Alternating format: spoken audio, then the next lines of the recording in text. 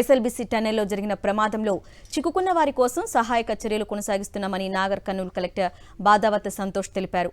12 ఏజెన్సీలకు సంబంధించిన సిబ్బంది ఈ రెస్క్యూలో 4 షిఫ్ట్లలో పనిచేస్తున్నారని అన్నారు. రోబోలను వినియోగించి టన్నెల్లో పేరుకుపోయిన మట్టి, బురద, గట్టి శిథిలాలను వేగంగా తొలగించేలా చర్యలు చేపట్టామన్నారు. వీలైనంత త్వరగా రెస్క్యూ ఆపరేషన్ను ముగించి మిగిలిన 7 మృతదేహాలను వెలికి తీస్తామని స్పష్టం చేశారు.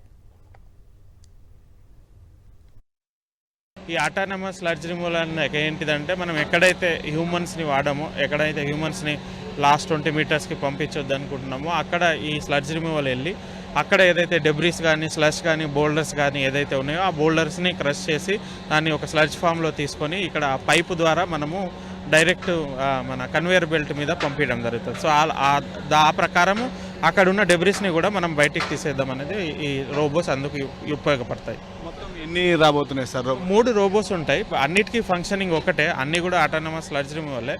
కాకపోతే టైప్ ఆఫ్ మెటీరియల్ని బట్టి ఇవి వాడతాము. ఒకటేమో సింపుల్ స్లడ్జ్ లాగా ఉంటే డైరెక్ట్ తీసుకుంటుంది, కొంచెము డెబ్రీస్ లాగా ఉంటే దాన్ని కొంచెం క్రష్ చేసుకోవడానికి ఇంకో మెషిన్ ఉంటుంది. క్రష్ చేసుకొని మళ్ళీ స్లష్ లాగా వాడుకొని మళ్ళీ రిమూవ్ చేస్తుంది. అట్లనే బోల్డర్స్ లోపల పెద్ద పెద్ద రాళ్ళు కూడా ఉన్నాయి. సో ఆ బోల్డర్స్ని క్రష్ చేయాలంటే డిఫరెంట్ మెటీరియల్ ఉండాలి ముందు.